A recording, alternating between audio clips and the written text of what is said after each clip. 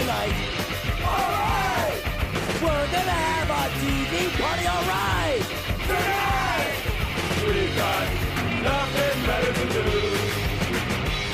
than watch TV and have a couple of brews. Everybody's gonna hang out here tonight! Alright! We'll pass out on the couch. Alright! Tonight! We've got nothing better to do than watch TV and have a couple of brews. Don't talk about anything else. We don't want to know. We're dedicated to our favorite shows. And tonight, our favorite show is the Netflix movie Extremely Wicked, Shockingly Evil, and Vile. Brought to you by, once again, the good people at Netflix, Coda Films, Voltage Pictures, Third Eye Motion Picture Company, and Zac Efron. Joining me tonight to talk about this movie, which was based on The Phantom Prince, My Life with Ted Bundy by Elizabeth Kendall, is the one and only Mr. Toxic Masculinity, Patrick Mullin. How you doing, sir?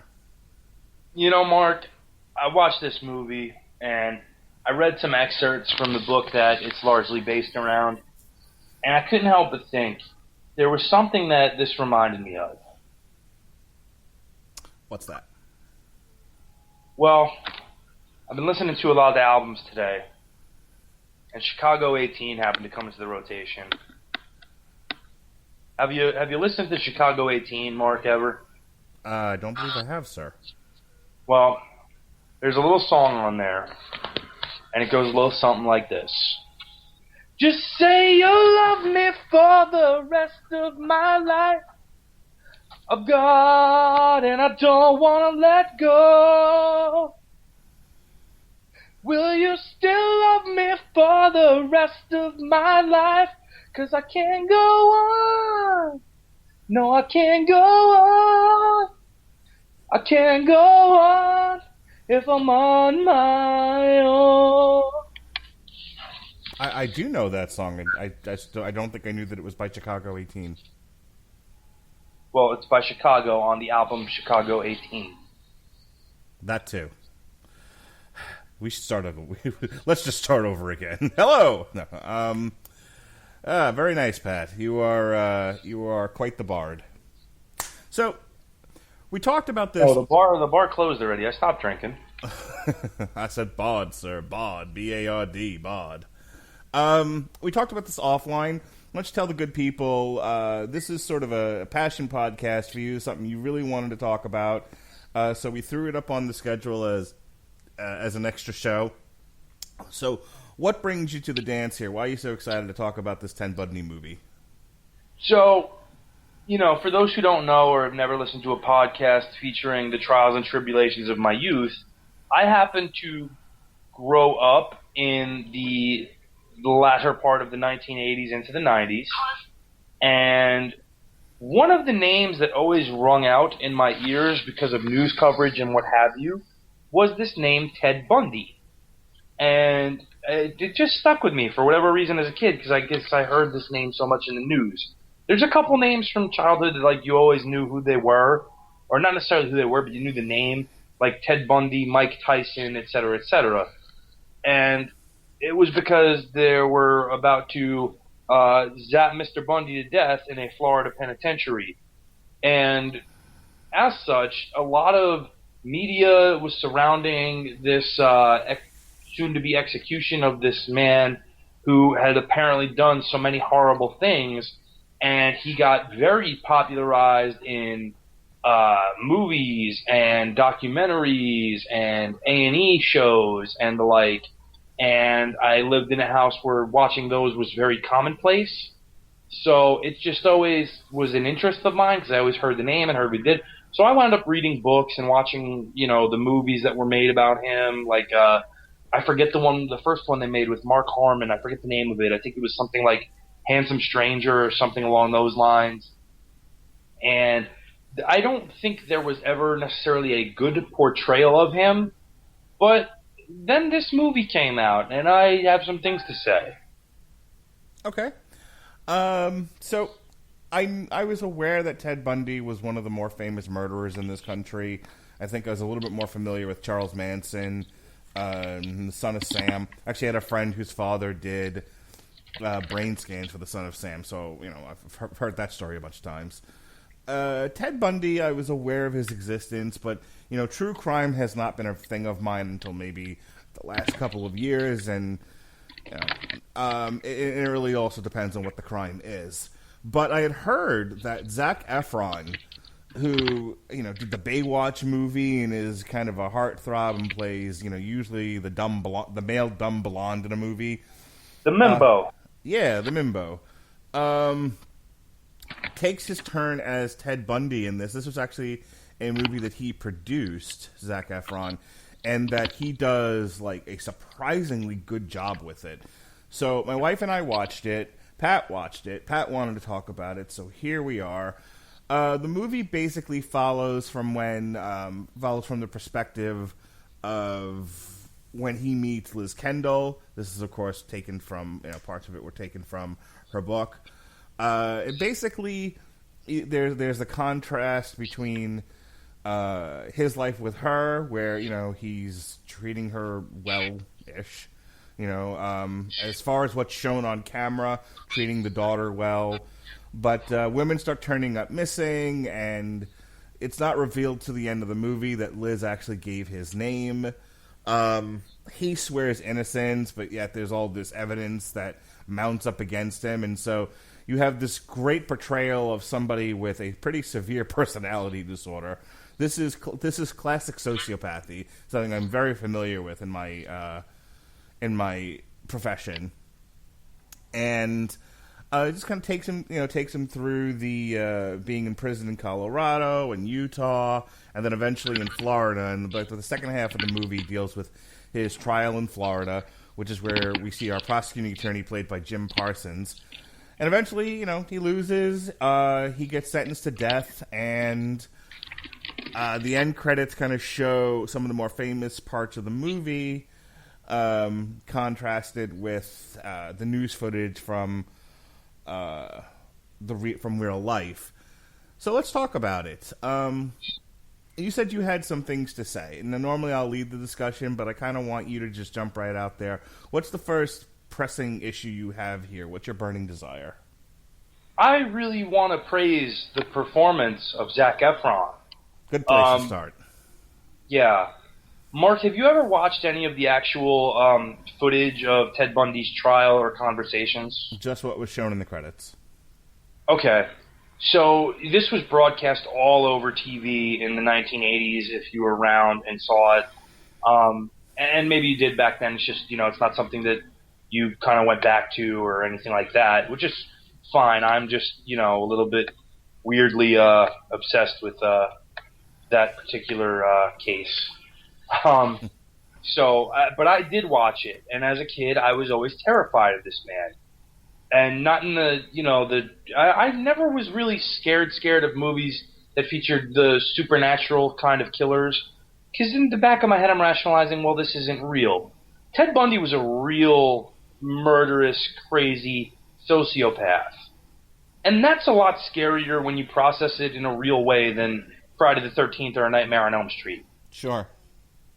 And part of what made him so scary is just, if you looked at him on the stand and you looked at his facial expressions, he never looked genuine.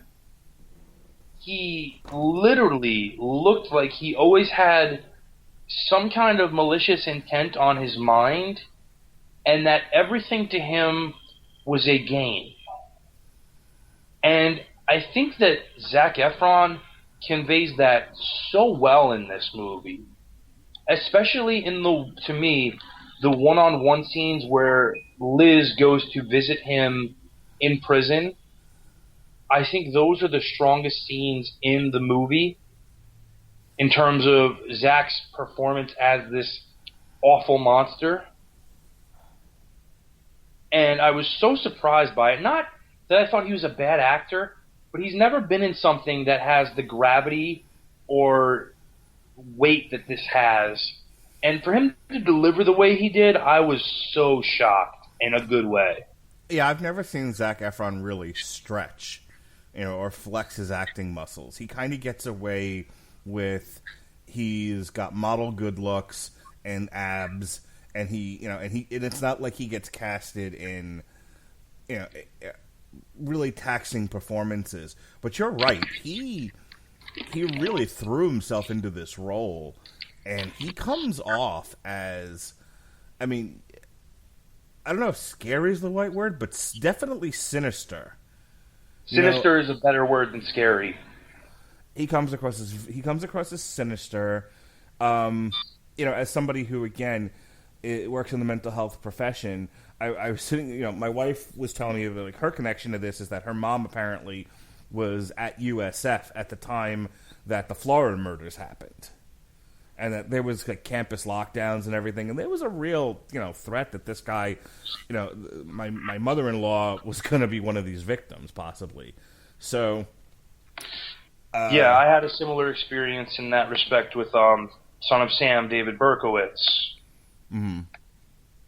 So, not to trail off, but for those who don't know, David Berkowitz was a serial killer in the 1970s, late 1970s in New York, who was targeting thin, young women with long, dark hair parted down the middle, which happened to, at the time, include people like my mother, my aunt who is my namesake, and later on I wound up doing some work with a church, and one person in the church happened to be doing a prison ministry. And one of their, I don't know how to phrase this, one of their, I guess, big deals was that one of the people she worked with was David Berkowitz. And she's a sweet older lady, wants to do well and means well. And, as a practicing Christian, you're taught to forgive things and understand that, yes, people actually can be in the thrall of Satan and doing evil things via his will. However, one day I was helping this lady, and I'll keep her name out of it to not try to slander her in any way. And, we happened to be moving some furniture around her house to help her out, and she's on a phone call. And she asked me to speak to the gentleman on the other line, and that it's, one of the prisoners that does a lot of good for the ministry and what have you. And I'm not really interested, but to kind of appease her, I say, okay, sure, Mrs., so-and-so, I'll talk to them. And I say, hello, this is, who am I speaking with? And he goes, hi, this is David. And I'm like, David who? And he goes, David Berkowitz. And I said, unfiltered, I just said Son of Sam? And he goes, unfortunately, yes. I said, goodbye. Jesus. Because, I didn't want any interaction at all with somebody who potentially, and not to make light of it or dramatize it, but potentially could have been looking to kill my mother or my aunt or any of innocent women just walking around the streets of the 1970s. For anybody who lived with that, or kind of remember that around that. You don't necessarily remember that paranoia, but you remember hearing about it secondhand, I'm sure. Sure. Yeah. We're joined by Robert Winfree, who was scheduled to be on this podcast. He's a little late to the show. How you doing, Robert? My apologies, gentlemen. Life can suck sometimes. I had a thing that just ran about 10, 15 minutes longer than I expected, and then there. It was. You don't care about my thoughts on that. You care about my thoughts on this terrible, terrible movie. So here to catch you up, and I'm not going to go all the way back to the beginning, but I did ask Pat, this was sort of a passion podcast. You guys wanted to talk about this. I found the subject interesting, and I thought it was a pretty good movie, definitely well performed by the actors involved. What made you want to talk about it on this podcast? I mean, you asked me to be on it. I hadn't even seen it when you pitched the idea about doing this review of it. I thought you and Pat pitched. Maybe I'm misremembering, but I swear to God, I thought you and Pat had pitched me together on it. So, not my recollection. Series of events. Okay. So you had not intended to watch this, is what you're saying? I had some interest when I saw some of the first, trailers and imagery of it. Mm-hmm. Then after it came out, this is how you can tell something on Netflix is just not worth your time. There's no chatter. Mm-hmm. Like, if it's great, people will talk. If it's terrible, people will talk. Even then, even if it's just everyone burying it, then you'll at least know, okay, this really, really sucks. If it comes out and everyone's just kind of meh, then there's no reason to really get into it. Okay. And I agree with and in fairness, having now seen it, I agree with meh. We were also talking about... Let's turn the page now. We were also talking about Zac Efron. I described his performance as sinister in this movie. My pitch was that he tends to get away... With the projects that he's done in the past, especially most recently, he tends to get away with resting very comfortably on his good looks and his body. And I was actually going to read off the last couple of movies he did before this. He was in The Beach Bum, The Greatest Showman, where, it's slightly more serious role, but, not his part. He's just there. Anything musical theater is not serious, so let's move on. That's not... No, that's a gross mischaracterization. It's true about 60% of the time. How about cinematic musical theater? 70% of the time. Okay. He was in The Disaster Artist, which I don't remember what that is, but famously he was in Baywatch with The Rock, Neighbors 2, Mike and Dave Need Wedding Date, which I saw, Dirty Grandpa, so again, he doesn't necessarily... Back in 2012, he was a voice role in The Lorax. So again, he's not taking necessarily very hefty projects. On TV, he did things like High School Musical and The Sweet Life of Zack and Cody. So there's that. But in this one, he really, I think, embraced the role. I think he was an executive producer, and this was clearly a passion project for him. And I thought, and this is what I said to Pat, and I'll get your opinion on this, Mr. Judgy, that he really flexed some serious acting muscle here, and flexed some acting muscle and stretched himself as an actor. Would you agree or disagree? Yeah, I mean, you just read off the rest of his filmography. It's not like getting better than that is. He could have believably cried on screen, and it would have been a stretch for him. Like, yeah, that's the thing. Where has he ever had the opportunity to really, express these acting chops that he was able to do here? He's not going to do that in High School Musical 1, 2, or 3 for that matter. Right. He's not going to do them in Baywatch. As much as I love a flick he did called 17 Again, he's not going to do it in that. It's not that type of movie. This is, the first real serious dramatic part he's had since a bomb movie called Charlie St. Cloud. Oh, God. Thank you for reminding me that thing exists. To be fair to him, it's not him in that movie. It's the material he's got to work with. No, but yeah, I mean, don't get me wrong. I'm not a big Zac Efron fan, but there's not an actor alive who could have saved that. Daniel Day-Lewis couldn't have made that movie interesting. Yeah. It would. No, seriously, it's that bad. So Zac Efron, Robert, go. I'm okay with it. I mean, this didn't blow me away, but given the entire crux of this movie rests on essentially the relationship between two people, given the narrative devices they chose to use, you needed that to work. You needed that to be believable between the two of them. And anytime you're doing a quasi-biopic like this about a famous individual, and don't get me wrong, Ted Bundy was a profoundly evil human being who is roasting in hell by all available knowledge. I can't speak. I don't mean to presume to know the mind of God necessarily, but there'd have to be some pretty serious facts not in evidence for that not to be the case. So, Robert, I'll ask you one of the same things I asked Mark, because you're a little bit closer to my age group than Mark is. Did you ever see any of the video footage of Ted Bundy, the actual Ted Bundy, on the witness stand or doing his last few interviews before death? No, but I'm kind of surprised I didn't. Okay. I lived in Oregon from would have been 89 or so to about 93, 94. Okay, which is kind of surprising because considering how much of his, I mean, again, Seattle is not Oregon, obviously, but no, but the Pacific Northwest as a whole, and that's where Spree sort of began. I probably had heard of some of the crimes, but had not heard of him in particular until many years later. Like I was, a teenager and going through the standard teenage quasi-fascination with serial killers. That everyone has that, right? Oh, cool. It's not just me. I was worried, man. I was the only one in my. I got looks. Yeah, we talked about that at the top of the show, so it's not just you, Robert. Don't worry. Okay. But I will say this, and maybe because of seeing quite a lot of that footage before this movie in years preceding it, I was really taken aback by Zac Efron being able to convey that so much.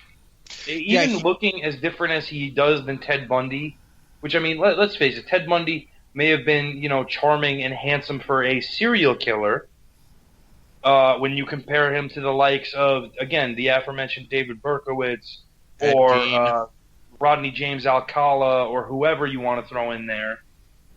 But Efron, to convey that feeling of menace and to really get the mannerisms and the almost outright sociopathy that you see evidenced in these actual trial footage was really impressive to me. He does a great job of, because again, he does not look anything like Ted Bundy in terms of his facial structure, even his body structure. Bundy's a much thinner man.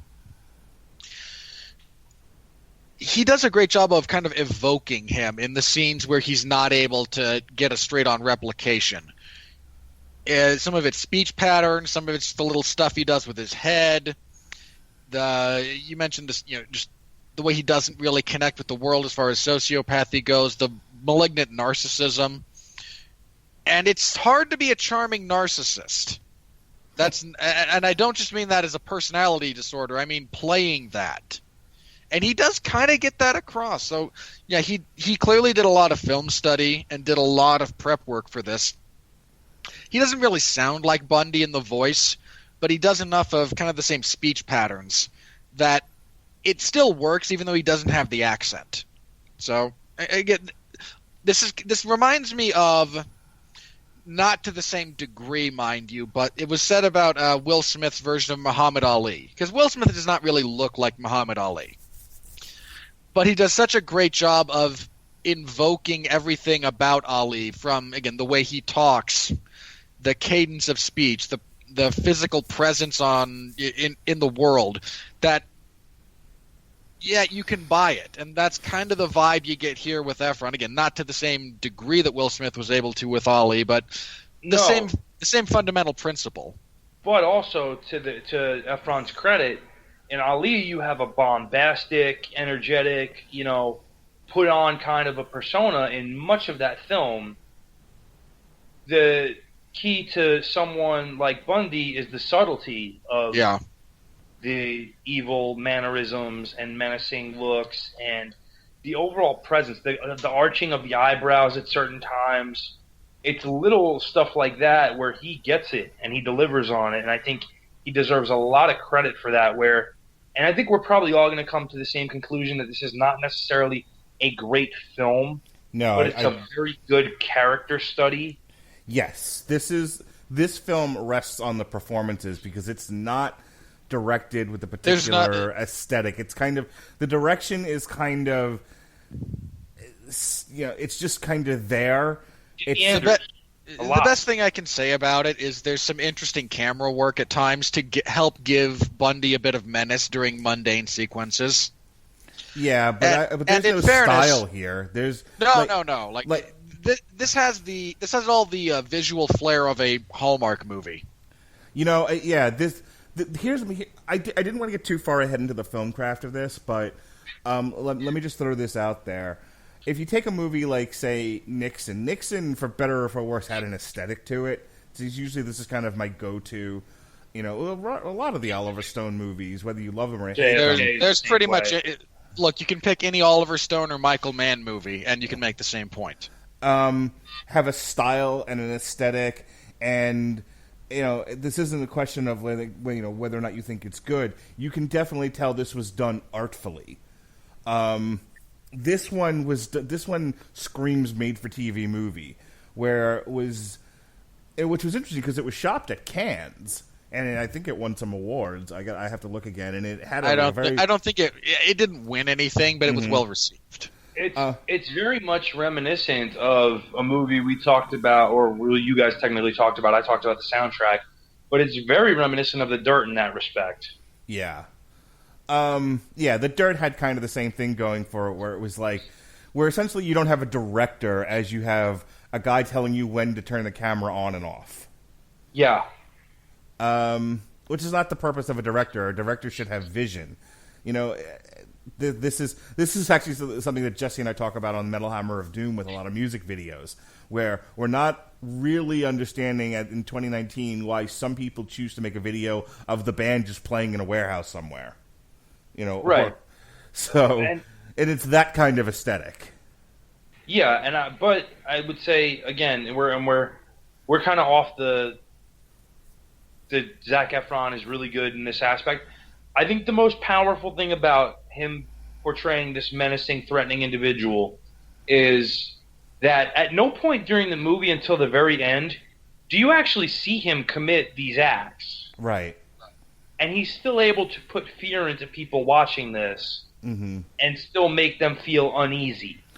Well, it's almost that feeling of uneasiness is more important than making them afraid. I was going to say one of the great menace things that he does that produces great menace is that at least the portrayal in the movie. I'm not going to speak to the actual man, but as far as the portrayal in the movie goes and how it's presented, is there is an actual disassociation from the acts that he commits.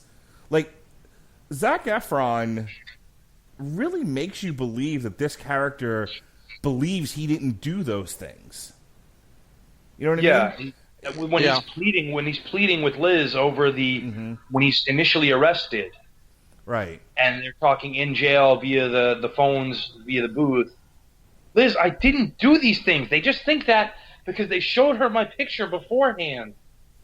Which they actually did, and that's part of how he wound up getting out of some stuff. Right. But, that's one of the more convincing scenes. And that's one of those scenes where you can actually feel for Liz, the character, where, crap, she's really not in a good place here. Well, and she spent essentially the entire movie not in a good place. But that's what I wanted to talk about. I mean, the way they chose to present this movie was one part courtroom drama, which we definitely need to talk about, but also one part her dealing with the gravity of the situation and how it weighs on her, how it affects her relationship with her daughter, how it affects her relationship with Jeffrey Thompson, who's played by Haley Joel Osment.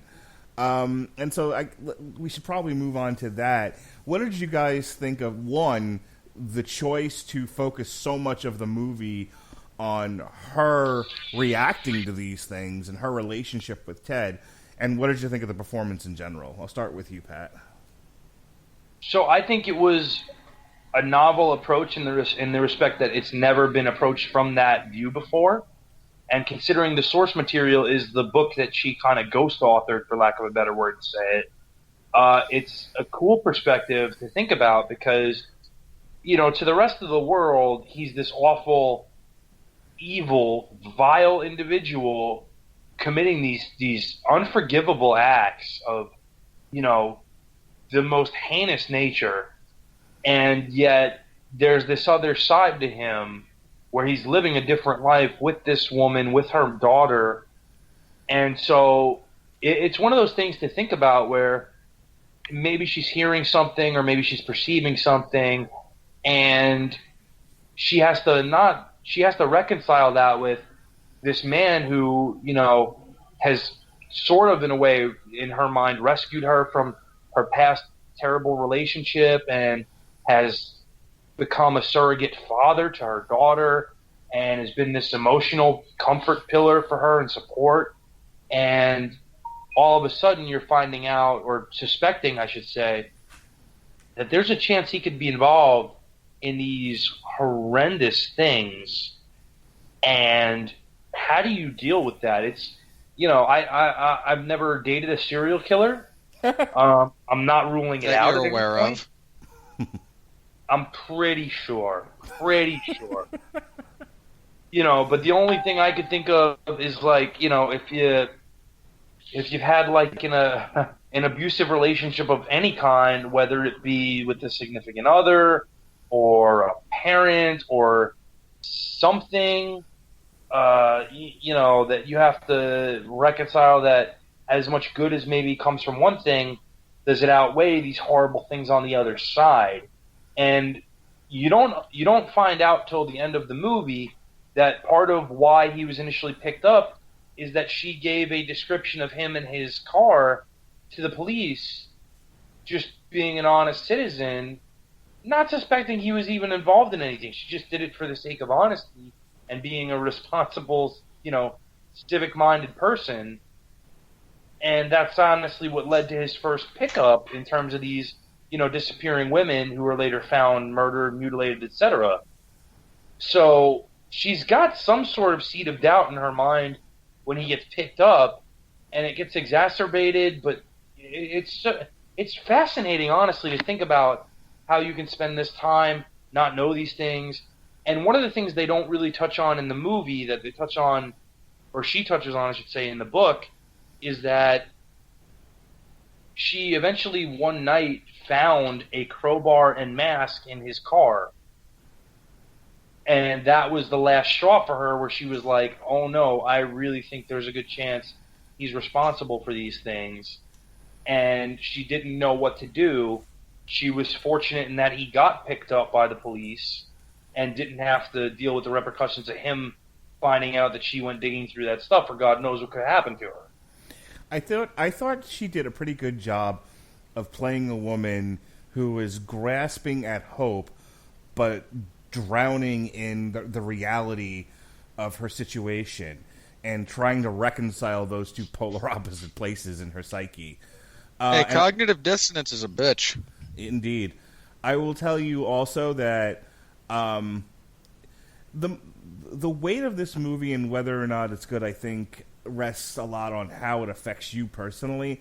And when she's talking about, at least part of it, and when she's talking about, I left you alone with my daughter, and there's that very real implied menace that he may have done something to her kid and utterly obliterated her trust. That got me. I mean, it's not even a huge part of the movie. It's one scene where she talks about this, but it was very impactful for me. The idea that you could trust somebody, let them into your home, and they could betray you in such a horrible way.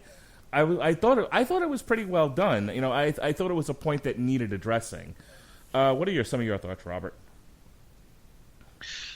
I mean, nothing in this movie got to me. Let me start with that, and that's not just because I'm 30-some-odd% dead inside. We like to nicely call you mostly robot. Yeah, it's. I have a very specific kind of philosophy on what philosophy. I have a very specific thought process about why that is necessarily, but I want it's more relevant to a different point in the movie, a different topic regarding the movie that I think is worth bringing up later. Okay, so we'll round back to it. Yeah, I'm okay with Lily Collins. She did a serviceable job. There's again, like, Efron's probably the best part of this movie from an analytical perspective, and even that was not. Again, there's a lot good about it, but I wasn't blown away necessarily the way other acting performances have. Mm-hmm. So everything else is a little bit worse than that, and she's just a little bit worse, and I mean a very little bit. She does a perfectly acceptable job. Mm-hmm. And I don't bring up the nature of cognitive dissonance and the fact that it will destroy you internally on a lark. That's what she's deliberately trying to display. Is on some very real level, this woman is aware of what's going on. Like, maybe not originally. Maybe again, there's periods of time when it's not self-delusion so much as, okay, here's the evidence. I think this makes the most sense. Even if you're dead wrong, there's logic to it. Eventually, there's just willful ignorance, which is what she gets into, and the coping mechanisms you have for deliberately obliterating and ignoring reality. In her case, a lot of vodka. Yeah. Yeah, and pushing away Haley Joel Osment. Well, I like to think of that as more common sense, but... Here's my problem with the movie, and it's going to lead me to talking about a particular performance in this. And this might be a personal thing, though. I'm sure when I mention it, both of you guys are like, Lee sucks anyway. The parts that dealt with their relationship and the parts that specifically dealt with her losing her grip on reality there for a while, I thought were somewhat compelling. Definitely, I empathized with her, and so that might be a personal thing, and that kept me invested in the movie. But half of it deals with either his time in prison or his stints in the courtroom, and it got to be a little repetitious for me. When we get to Florida, it gets a little bit more interesting, and that's it doesn't. And that's because I had been waiting for this the entire movie, and so when we got there, I was very curious to see how it was going to get handled. Jim Parsons, who of course plays Sheldon on The Big Bang Theory. So let me, as an aside, I saw him in Hidden Figures, which was the movie about the black woman who worked in NASA, and specifically the one lady who helped get them get the ship onto the moon, the space shuttle. Because glorifying, the janitorial staff has become the norm. It's not right. Yes, it is. Be inclusive. Be inclusive. People are writing to us on YouTube. Be inclusive. Inclusive. Blow me. Hey, YouTube commenters. I don't care. Look, here's my... and I mean this in all seriousness. There's plenty of, stories like that can and should be told. I'm not knocking that reality necessarily. There's a lot of people who deserve bits of credit. I'm just a little bit sick of, and I don't know when this trend started, narratively speaking, with the way we tell stories and whatnot, but I'm a little bit sick of, let me find the janitor from the third shift who was working at Los Alamos for 2 weeks. I feel like calling an expert in math the janitor is a bit of a misnomer, bit insulting. Have you ever seen the movie Good Will Hunting? Okay, she wasn't a janitor, though. Look, moving on. There are plenty of examples where I'm like, you know what, you're right, this is silly. I don't think that's a great example. I do. Having seen the movie. Having actually seen the movie, and I'm sure you two haven't. It's like those like children's books where like you find out that there was a mouse that's stowed away on some type of NASA mission and hit the button at the pivotal time that saved everybody, but nobody knows because it was a mouse. It's like that. But for some reason, there are adults who are so emotionally retarded that they need to hear these things.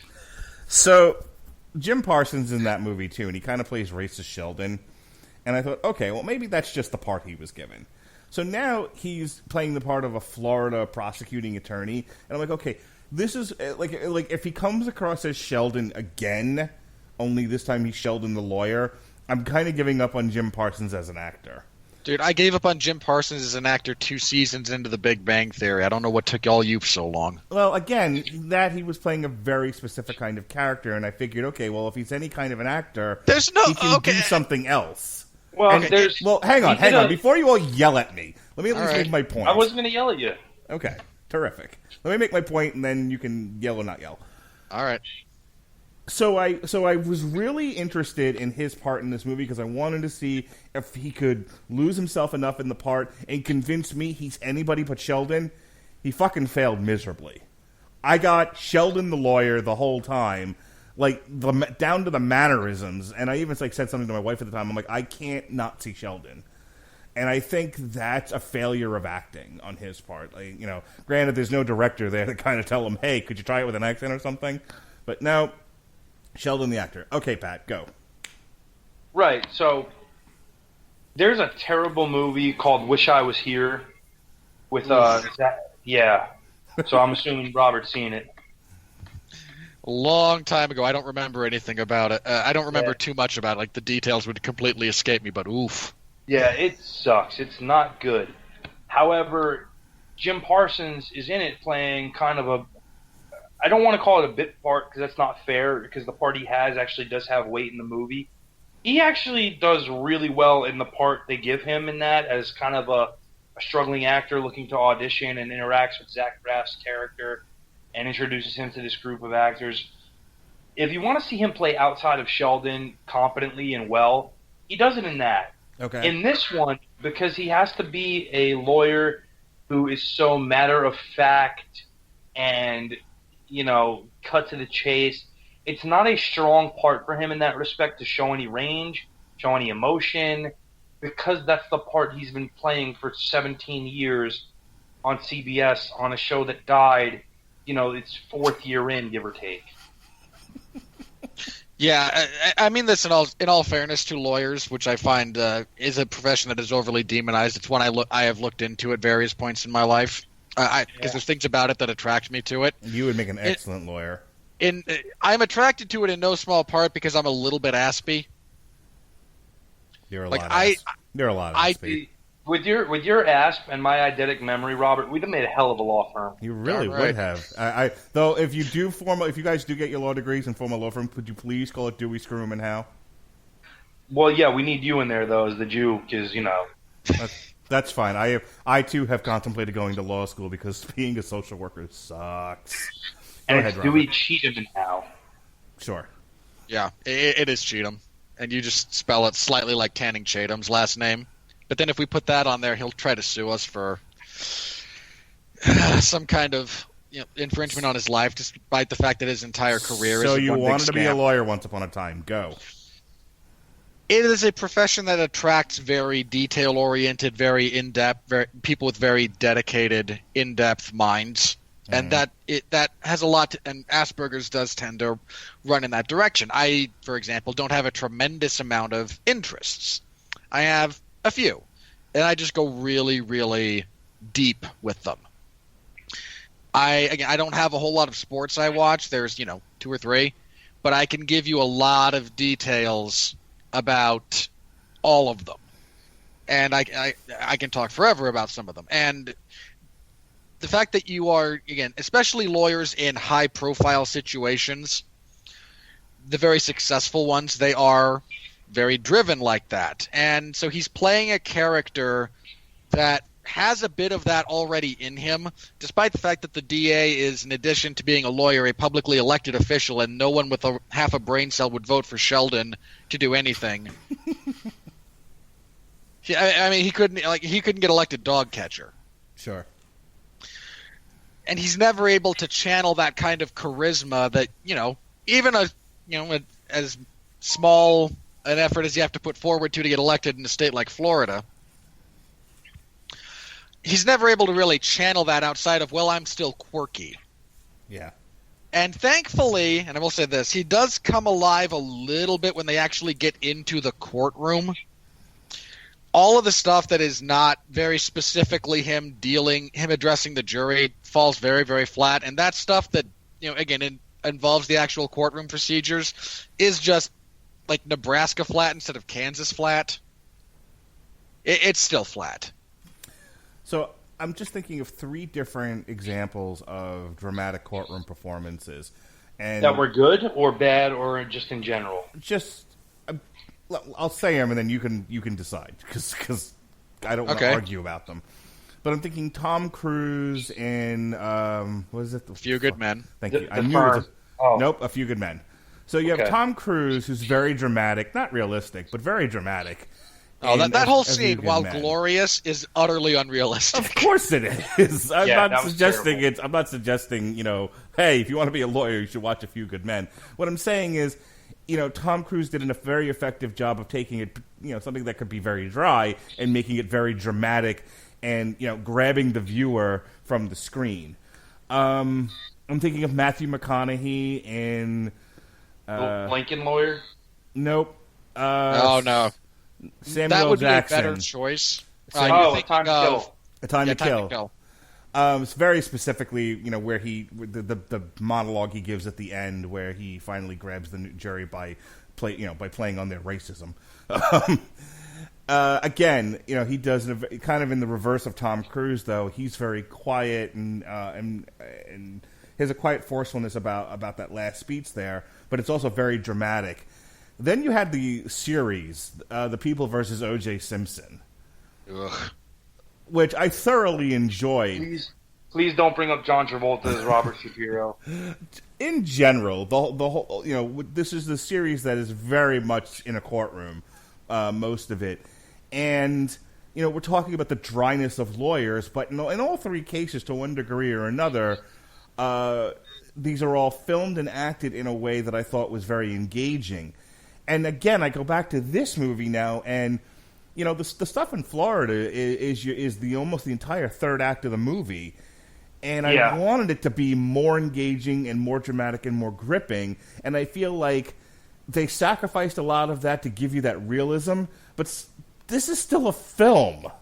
I think this isn't a documentary. You have the opportunity with John Malkovich as the judge. And as in real life, Bundy taking these liberties with the courtroom process, where you could have interspersed more of one of the great actors of our time into that, and you just kind of...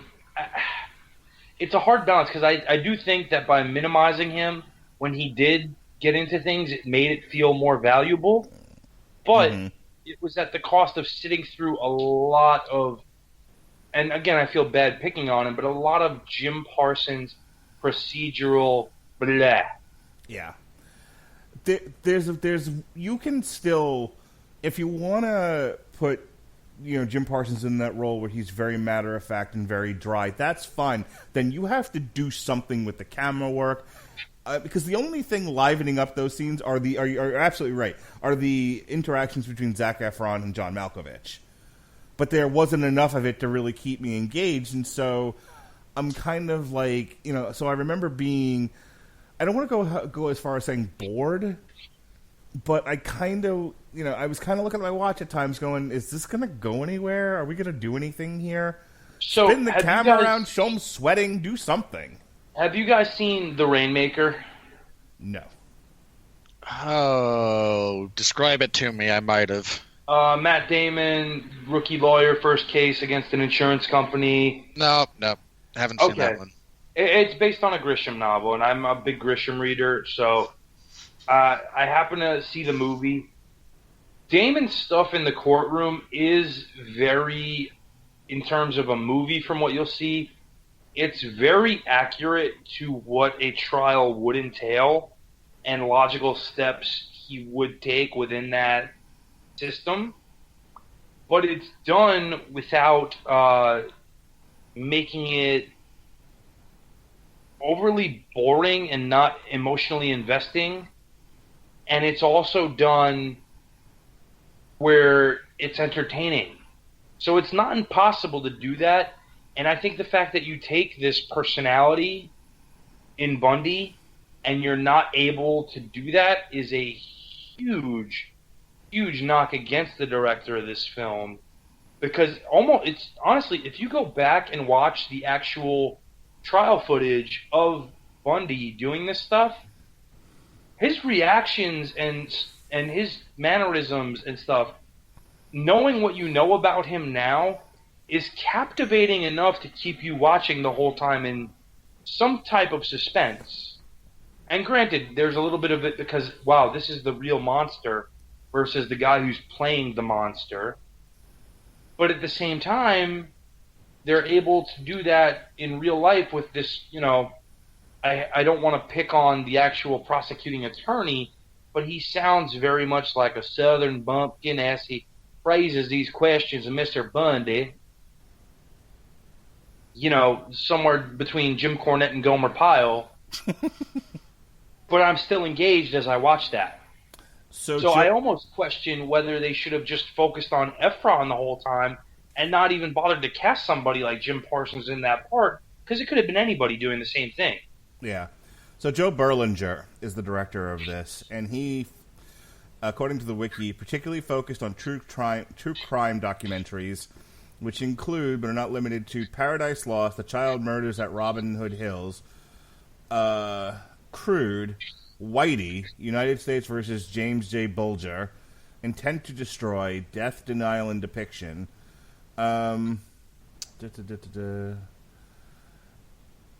Conversation. Oh, okay.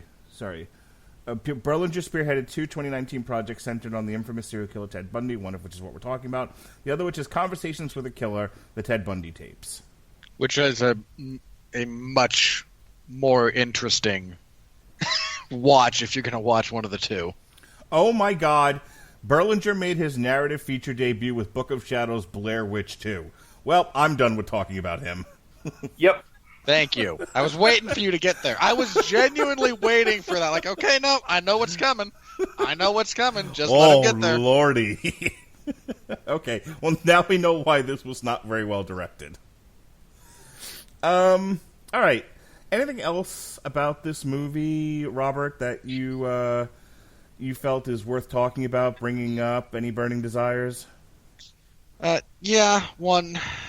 And this might seem like a bit of an odd one, so you might have to bear with me for just a minute or two here. You also have to round back to your earlier point, unless this is it. This is going to be it, basically. Okay. Again, I'm not thoroughly impressed with anything about this movie. Efron's performance is very much against what he's done and shows that he is capable of actually acting, so kudos. Lily Collins is perfectly acceptable, but other than that, it's a lot of... Despite being names you might recognize in various roles, they're just kind of there for the paycheck. Like James Hetfield. Sure. Or Terry Quinn, or... Yeah, Terry Quinn was the one that stood out to me. Or not Terry Quinn, Terry Kinney. Yeah. Yes. I mentioned that to my wife. McManus. Hey, look, it's McManus from Oz. Yeah. I was so happy. Don't. Then he actually had to deliver dialogue, and you weren't anymore. Yeah, and then... Jeffrey Donovan from Burn Notice. Yeah. Oh, God bless that man. Is Burn Notice worth watching? Yes. Yes. Okay. The last 2 seasons, it drops off, but it's a very good show for its initial run. What streaming service has it? I think Netflix did. I don't know if they still do. I'll have to check. Go on. The thing about just very briefly on Burn Notice, the thing you have to really be aware of there's a few things from the pilot that they drop immediately for the better. Okay. Mark, it has Bruce Campbell. Well, that's why I've heard it's good. It's a very USA, because I believe it was on the USA Network. It was. It's a very USA style of movie where people get shot but don't die. Squibs go off and they just look like there's focus more on dialogue and like writing tricks than there are anything related to actual consequence or action sequences. So there's a lot of we always have to get back to where we started narratively, but other than that, yeah, it's fine. Anyway, the big thing that I want to give this movie kudos for is a narrative choice, or I don't know if you'd call it an aesthetic choice, but they do a really good job of not glorifying or being gratuitous about the crimes of Ted Bundy. And it's very easy to do so. I mean, he did horrible things. And bear in mind, I don't have a weak stomach, so this wouldn't bother me in either way. But they did a really good job of not sensationalizing any of it. The times when they do actually discuss the specifics of what he did are presented very, very... The Levy incident. Yeah. They're presented very matter-of-factly rather than, again, sensationally. And that deserves a lot of credit because it would be very easy to go the other way. They also, at the end, have just a full template that is like the list of Bundy's known victims.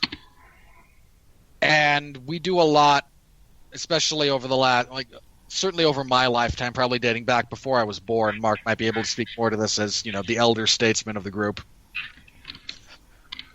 We do a lot of remembering the perpetrators and not remembering the victims these days. And it's not a trend that has been good. So I do want to give credit to that. There was very clearly a decision made to not glorify in any way anything he did and to make sure that the victims were treated with respect. And it could very easily have gone... That's a very easy thing to get wrong. Plenty of other movies about similar subject material do. There was that... I want to say a movie primarily starring John Leguizamo about the son of Sam shooter that I think... Yeah. Summer of '69 or something like that. Summer of Sam. Summer of Sam. Yeah, that I think goes kind of winds up going a little bit the other direction, although that does kind of also focus on just the impact of the crimes rather than the killer. But again, it's just a really easy thing to get wrong from my perspective, and this one doesn't. So I do want to give kudos to that because I think it's deserved. So, my one major complaint that isn't craft related about this movie, I mean, I guess you might convince me that there's an argument that it is craft related, but I don't know. It was kind of my one kind of negative takeaway from the movie. I guess it doesn't have to do with the performance for sure. And that is because of the way they went with it and the narrative vehicles they chose to push it forward, you don't really ever get a sense of why he was doing what he was doing. And I don't know a lot about it, so maybe he's never really given an explanation in the zillions of books on the subject. But if there is, I don't know if I would have done it this way. I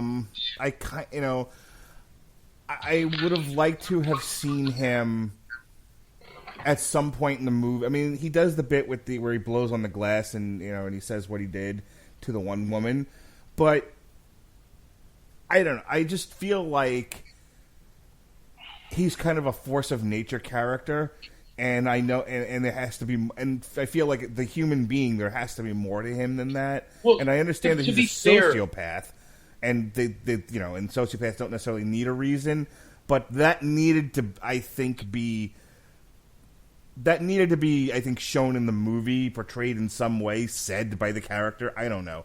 But to be fair, I don't think that's what this movie was about, though. I think this movie was more about and here's where I could see the argument for it wasn't well executed. To me, the movie was supposed to be more about the did he or didn't he, which I know in hindsight it's really easy. This case is 30 years old at this point in terms of when he was very famous. Yeah, and very famous. But I do think a lot of people are probably ignorant to it as well. Sure. And I think especially the Netflix generation, we'll call it. Well, I was going to say, just let me interject here. Look, there are people who everything from wrestling to JFK to the moon landing have conspiracy theories. There are people to this day who think that George Bush remote-controlled planes into the towers. So there's always going to be people who, like, it's a work. It's always a work. Nothing is real. We're living in the Matrix. I get that.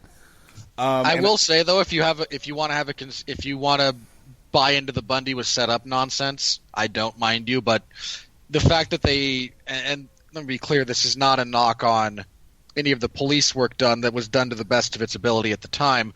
But the science of, bite identification has largely been dismissed at this point. It's been pretty much debunked.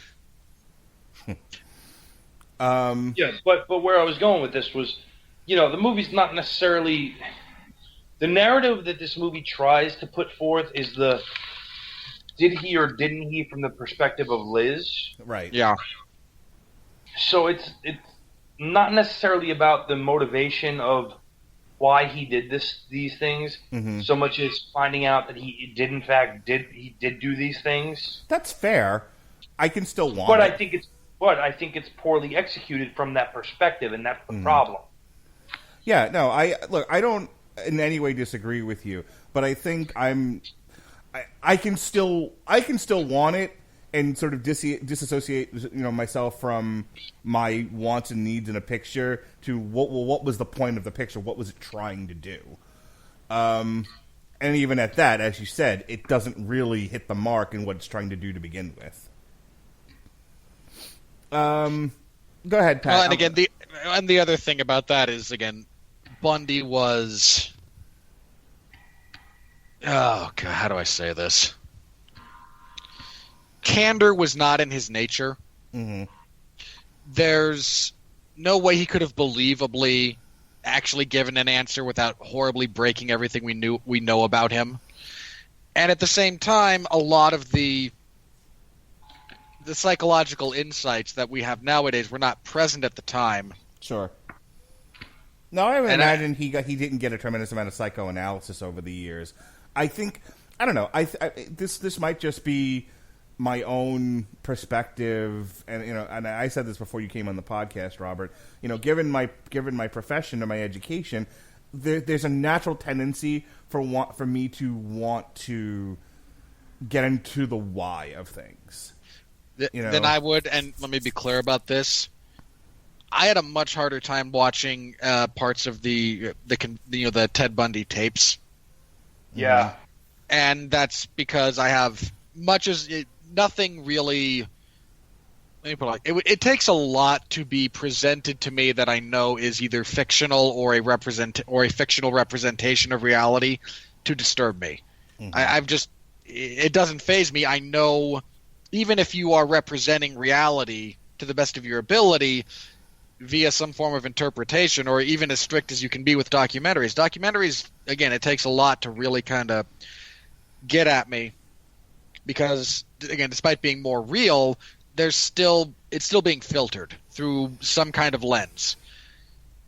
Like most human beings, I think we all have the ability to differentiate between what is fiction, what is reality. It's one of the reasons kids, when they see movies, react so viscerally. They're not yet acclimated to turning that switch off and on, depending on what type of media they're viewing. Listening to the actual tapes of Ted Bundy is much more boring than you might like. There were I mean this in all sincerity. When those were released, there's a bunch of people who were both horribly disturbed because it's very disturbing, and bored out of their minds because it's just conversations. By contrast, the Nixon tapes are hilarious. If you say so. Go ahead.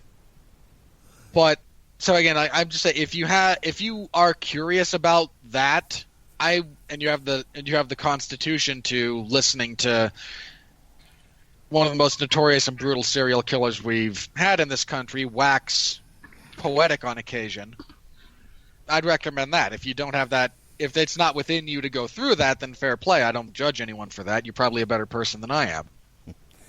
All right, Pat, I'm going to go ahead and give you the last word. Any burning desires, things left unsaid?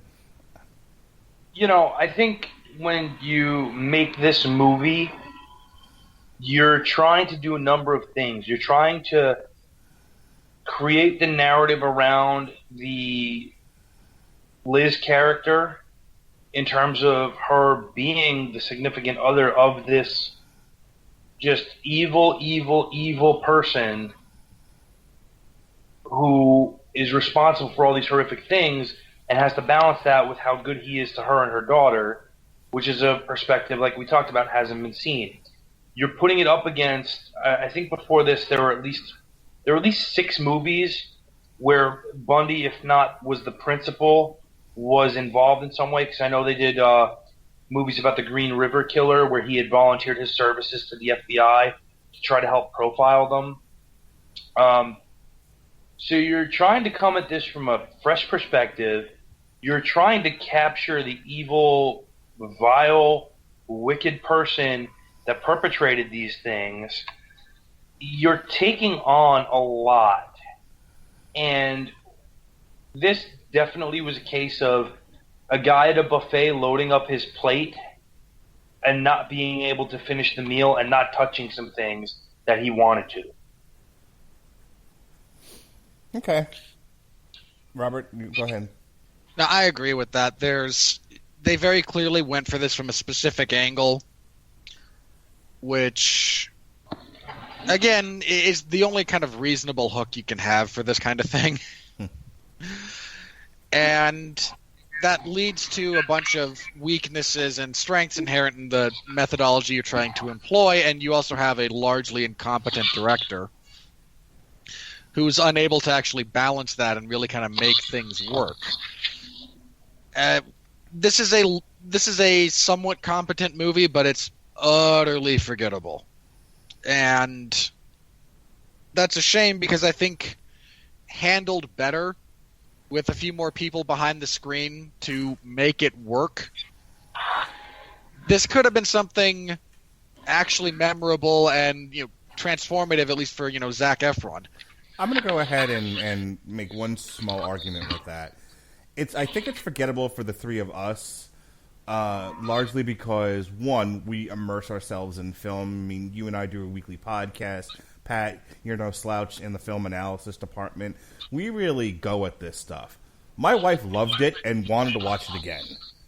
And she's not a film person. Okay, let's put it this way. I think the one movie she'll see in theaters this year is Downton Abbey. So, the other one she wants to go see is Rocket Man, but I don't know if we're going to make it to the theater on that one. So, you know, my point is, I think for people who have either an interest in the subject matter, and there's definitely a cottage industry of people who are into this sort of thing, considering the amount of television shows based, you know, like Snapped and other, you know. In fairness, I'm one of them. Mm-hmm. Dude, there was a point in time where A&E, like, 90% of their programming was profiling serial killers. Yeah, there's tons of stuff out there. This is a big subject matter for people to get into, and I think for people who who are not people who critically and analyze films like we do, probably thought it was fine. You know, that's the thing about just to kind of round back to where we started, and I think this is a great place to end it. That's the thing about this movie. It kind of lives or dies on two things. One, is Liz portrayed sympathetically enough for people? You know, will people sympathize with Liz throughout the movie? And if they do, it's largely successful. And Zac Efron being entertaining is all hell, and he is. And I think for us, that might not have been enough, but I think for the vast majority of people watching this on Netflix and chilling, it's probably just fine. Like I said, my wife, not a film geek, loved it. The overall reception was like, it was pretty balanced. For every one positive, you got one negative. Mm-hmm. So I don't, I think John Q. Public thought it was fine. I don't think they were overly enthralled or overly, this is terrible with it. Mm-hmm. It was just kind of there. But for us, I think we all agree that the standout part of this is, again, it's more character study into this evil, vile being as portrayed by Zac Efron, and portrayed well by Zac Efron, versus an actual solid film with a plot and narrative, because none of that's really fully realized in the execution. Yeah, Zac Efron has charisma for days, which I don't think I gave him credit for until I saw this, because I mostly wrote him off because of the as you put it before, the Mimbo stuff that he's more known for. With that said, tomorrow, speaking of Mimbos, we will be doing commentary for the 1998 Godzilla film starring Matthew Broderick. It'll be at least myself, and Alexis Haina, and possibly Jesse. We're going to riff tracks that sucker. Where is the Mimbo part of that? I'm just the king of terrible transitions, sir. That makes sense. I had a really good one last night on Sworn Enemy after I went through this whole side thing about how I'm trying to be more inclusive and not get myself yelled at on YouTube. Then made a horrible transition that even made Jesse pull on his collar. You'll have to listen to it. Horrible transition like this one, or horrible transition like Caitlyn Jenner? Ow. I think something that hurts. I think I might have said, okay, but we have our scale now. I think I said something along the lines of, speaking of gay people, this next song's called "The Fall of Man." So, oh, okay, I don't see a horrible transition. Rate that one any way you like. Ow. mean, I'm laughing, but ow. I'm a funny guy. All right, June 1st. This same trio here will be doing commentary for Anthony Joshua versus Andrew Ruiz Jr. on DAZN. Then I Good Lord, do you have to? That's the same night as NXT. I mean, my plan was to do the commentary and then somehow fit NXT into my schedule on my birthday, which is the next day. Oh, okay. Well, I guess we'll do it then. Come on, we can get. Look, you can watch NXT up to when the actual main event starts, just like I'm going to, and then you just have to finish watching it after. You don't go to sleep. You don't got kids. You can stay up all night. It's fine. Look, Adam Cole's winning. We all know it. Let's move on. Speaking of NXT, after I get home from my steak dinner at Longhorns for my birthday, myself, Jesse Starcher, and Chris Bailey will be reviewing NXT TakeOver. So get ready for that. And then it's Godzilla week all week long. On source material, we've got Godzilla Kingdom of Monsters, and then myself, Alexis Hana, and this here Robert Winfree will be doing a review of Godzilla King of Monsters. Woo! This week on the Metal Hammer of Doom is the one album Jesse picked for the schedule, Allegiant, Apoptosis. And then the aforementioned 1998 Godzilla will be put on trial. Sure, that's like whatever it is. There is no defending that movie outside of Hank Azaria is kind of fun. The following week, it's X-Men week all week long. We've got the we've got the Dark Phoenix saga on Monday on source material. We've got Dark Phoenix being reviewed on Tuesday. I'm so tempted to break a bone. Robert Winfree is going to get his Simpsons on as we do Robert, our do you want to borrow my Friends of Humanity T-shirt as you do this? If I had one, I would wear it to the theater. Robert Winfree will get his second dose of Simpsons metal as we review the second Oakley Dokley album. And then X-Men 3 The Last Stand will get its proper defense on trial on June 13th. Again, there is no defending that movie. Second of all, just for the record, I appear on the Metal Hammer of Doom on occasion. When I do it for the Ned Flanders metal band, it's largely to provide context for the quotes because Mark doesn't know them. Hey, Pat, Tyson Fury's fighting on June 15th? If you want to call it that, sure. He's fighting Tom Schwartz. He'll be in a ring. He will be in a ring. I think we should. I think it's going to be on ESPN Plus. I absolutely think we should provide coverage of that. You know what? I don't have ESPN Plus, so that's a thank God for small miracles moment. Oh, God damn it! Right. Mark, no one likes watching Tyson Fury box. How about Maurice Bridis versus Christoph Glowacki on DAZN? I'm going to pass because I won't have DAZN at that point either. Oh, Pat. You break my heart. All right. That's enough plugs for me. Pat, do you have anything to plug? Are you doing anything outside of stuff I make you do?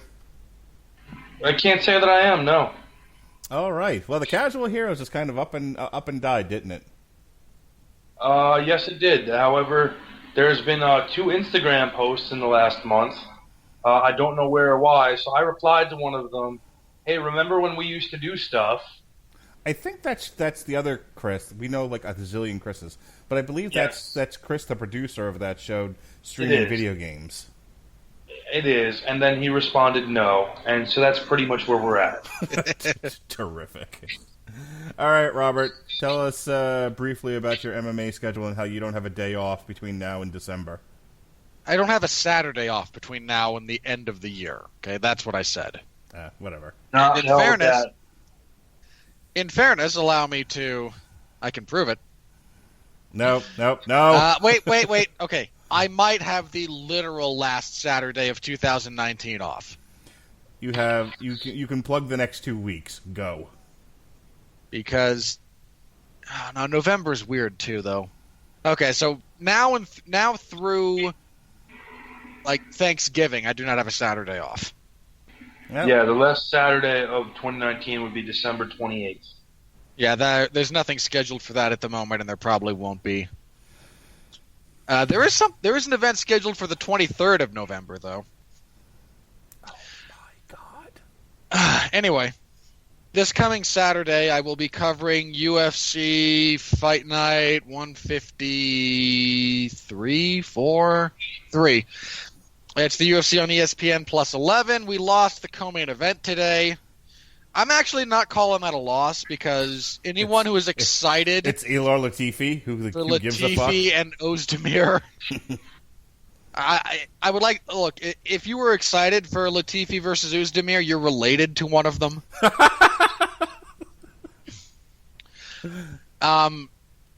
Yeah, this card still sucks. It's... I mean, what do you want? It's the UFC's European Brigade. Like...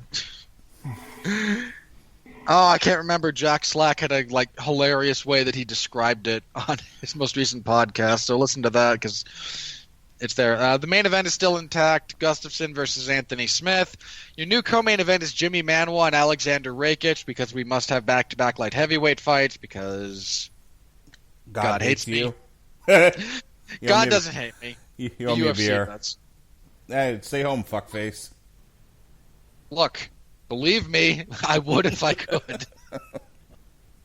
That had to be my favorite post of today. You don't like the Sacramento main event? Stay home, fuckface. In fair, I mean, look, there's two things. A, Dana does that all the time. B, that's a terrible main event. Dana White might be my spirit animal. Do you know what the main event for that card is? Jermaine Durandame versus some dumb bitch. Aspen Ladd, who's actually good. Okay. But yeah, it's a terrible main event. Like, it just is. Uriah Faber's coming out of retirement for that card. He'll be fighting Ricky Simone. God does hate you. I know. On the plus side, Ricky Simone has a pretty good chance of just shellacking him, so fingers crossed. So yeah, Saturday I will be covering that at some weird hour. It starts in prime time in Sweden, so it starts, early afternoon here. Might even be before noon, depending on where you are in the country. It's in Sweden? Akia's from Sweden. I like meatballs. And this Sunday, I will be reviewing that event. Hopefully, Jeff Harris will be back on the show. He was in transit last week, was unable to make it. The latest edition of the 411 Ground and Pound MMA podcast, we talked about, we previewed Fight Night 153. We talked about the UFC releasing a bunch of guys, including Justin Willis, Elias Theodoru, Wilson Hayes.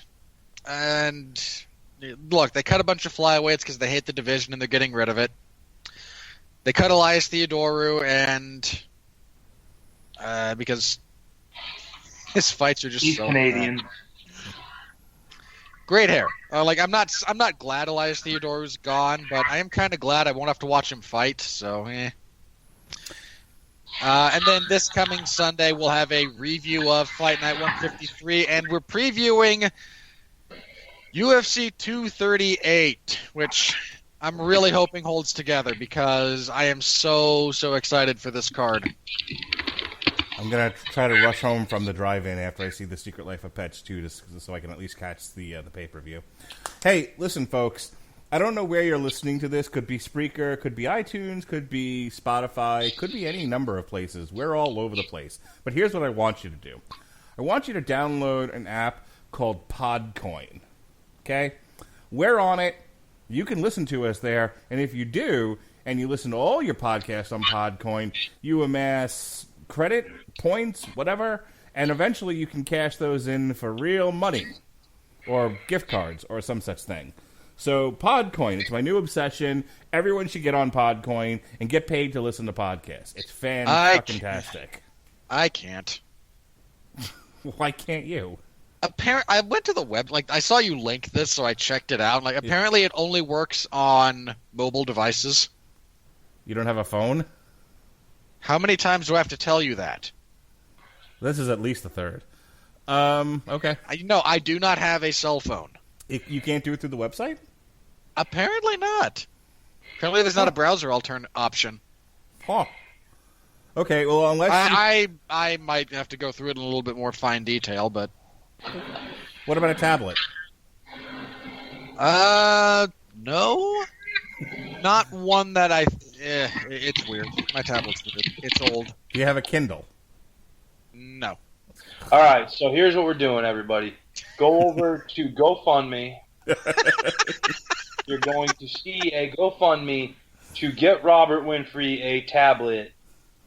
We're not asking for a lot. We're trying to raise $250 to get him a serviceable working tablet with an 8-inch screen, probably 16 gigs RAM.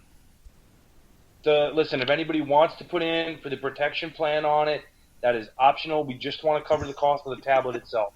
Yeah. And then you can download Podcoin, and then you can listen to whatever.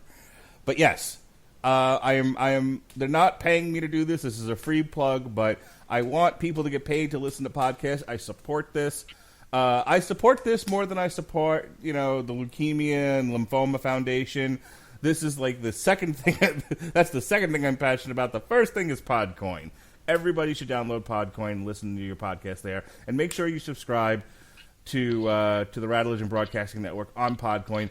And again, even if you hate us, at least you're getting paid to listen to us and how shitty we are. It's a win-win for everybody.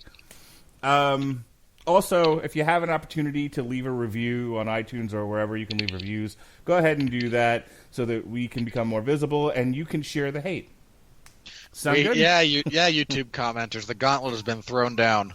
I dare you to write more shitty things about me. I double dare you. You inclusive bunch of fucking queers. Oh, we've just made somebody mad. All right. Good. So, come find me. Catch me outside, Pat. All right. I knew you were gonna do it. I knew it. You're gonna reach into the Wayback Machine for a meme from 3.5 years ago and go, that one. That's me, old man Radulich. All right. That's enough of this foolishness. Thank you, Mr. Toxic Masculinity. Thank you, The Last Word, Robert Winfree. It's been a fun discussion here on TV Party tonight. Be well, be safe, and behave.